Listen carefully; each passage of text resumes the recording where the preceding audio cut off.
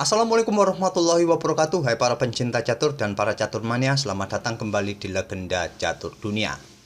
Sore ini kita tidak akan mengulas game dari Vida Grand Swiss. Sore ini admin akan kasih tunjuk game gila, game amazing dari permainan antar engine terkuat Stockfish New versus Lila Chess0 pada turnamen chess.com Computer Chess Championship pada bulan Juli 2020. Dan game ini menggunakan permainan rapid kawan 15+3. Dan game ini sangat cocok dengan kalian yang tipikalnya suka agresif kawan, pukul terus skakmat.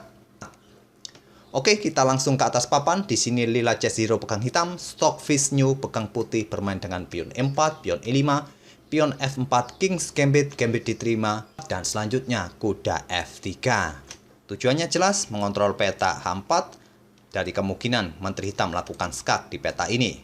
Pada posisi ini, langkah yang paling banyak dimainkan oleh Hitam adalah pion G5 untuk memperkuat posisi pion F4-nya.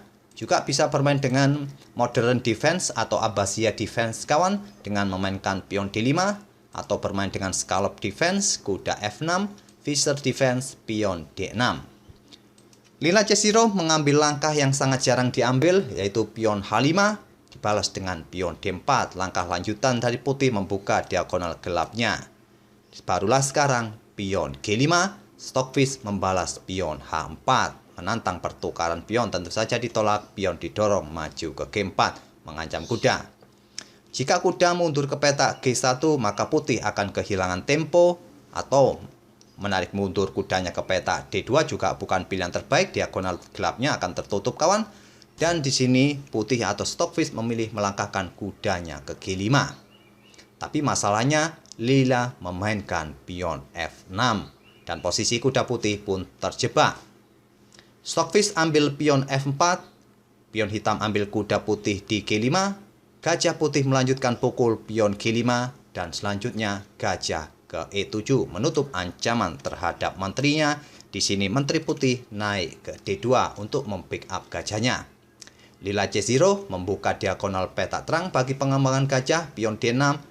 Stockfish pun melanjutkan pengembangan kuda C3 dan gajah E6 mengontrol peta D5 agar kuda ini tidak berani untuk berkembang atau melangkah ke peta D5 ini.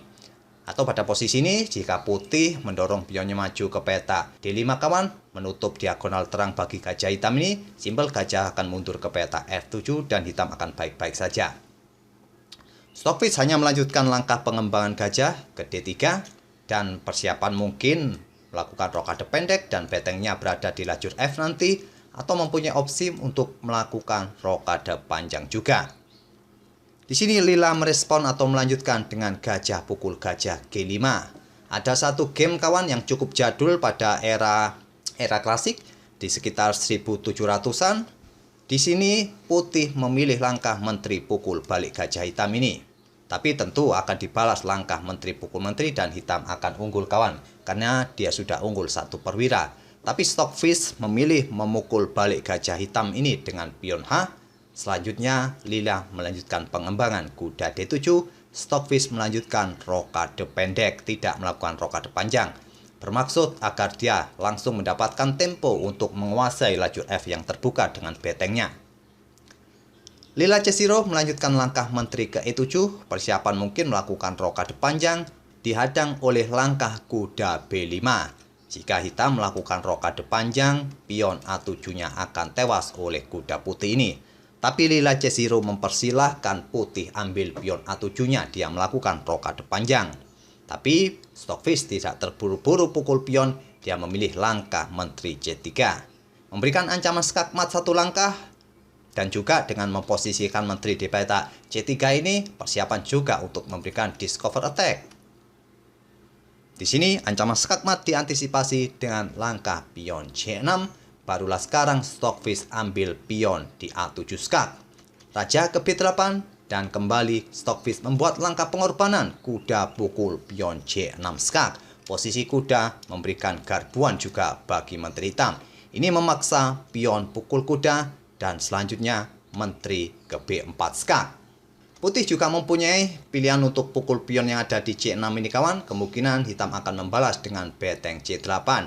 Dan posisi Raja Hitam nanti akan baik-baik saja jika Menteri akan ke B5 skak, Raja tinggal bergeser ke C7, dan kemungkinan akan terjadi pengulangan langkah dengan skak yang berulang jika putih menginginkan bermain remis. Oleh karena itulah Stockfish tidak terburu-buru kawan bermain untuk pukul pion hitam ini. Dia melangkahkan Menteri ke B4 terlebih dahulu skak, memaksa Raja bergeser ke lajur A. Jika tadi Raja bergerak ke peta C7 kawan, sama saja sebetulnya nanti langkah lanjutan dari putih adalah Menteri A5 skak dan memaksa Raja kembali ke peta B8 dan diikuti langkah gajah ke peta A6, diikuti langkah Menteri bergeser kembali ke lajur B dan nanti ancaman skak mat di peta B7. Di sini Stockfish melanjutkan dengan langkah Menteri A5 skak, Raja kembali ke B8 dan sekarang gajah A6. Tujuannya jelas, dua langkah lagi skak mat di peta B7 diantisipasi dengan langkah Raja kembali ke A7 dan Stockfish tidak melanjutkan open skak atau memberikan ancaman skak di peta C7 kawan. Dia terlebih dahulu menggeser betengnya ke D1. Persiapan mengangkat beteng dan ikut bermain nanti untuk menyerang Raja Hitam nanti. Lila C0 melanjutkan dengan beteng bergeser ke A8. Barulah sekarang Menteri ke C7 skak.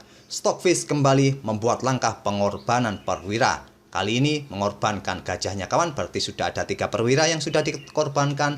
Pengorbanan otomatis diterima oleh Raja dan selanjutnya Menteri pukul pion C6 skak.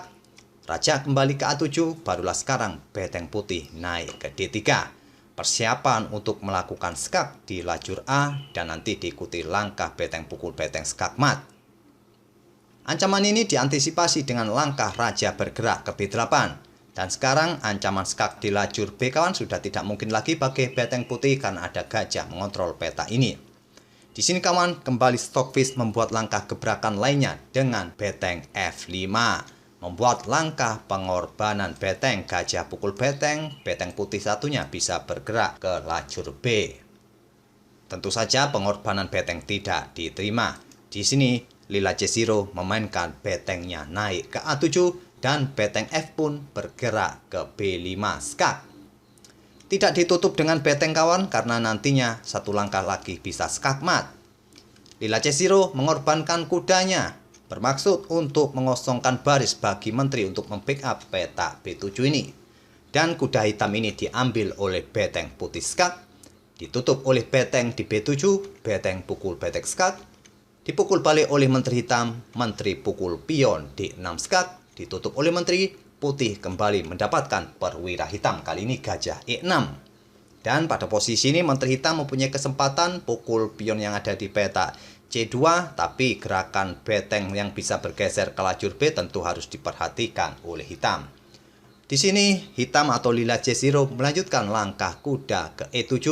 Tentu saja langkah berikutnya adalah beteng B3 skak, Raja ke A7, beteng A3 skak, Raja kembali ke B8 dan Menteri ke A6. Persiapan memberikan ancaman skak mat. Ancaman ini diantisipasi dengan langkah Menteri ke C6 menawarkan pertukaran Menteri, juga mengontrol peta A8. Tapi pertukaran tentu ditolak kawan karena hitam menang 1 perwira. Jadi Stockfish memainkan Menteri A7 skak, Raja ke C8 dan Menteri putih mendapatkan perwira hitam satunya lagi. Satu persatu perwira hitam bisa didapatkan putih kembali. Sekarang posisi perwira seimbang kawan. Tapi masalahnya putih unggul 5 pion di sini dan posisi Raja Hitam sangat terekspos. Tapi engine tidak mau menyerah begitu saja kawan. Lila C0 melangkahkan beteng E8. Tapi sekarang pukulan telak bagi hitam adalah beteng A8 skak. Memaksa Menteri pukul beteng putih dan Menteri putih pukul beteng hitam skak. Raja bergeser, Menteri pukul Menteri skak, dipukul balik oleh Raja. Hitam atau Lila C0 masih belum mau menyerah. Ini memaksa putih memainkan pion G6 untuk segera promosi.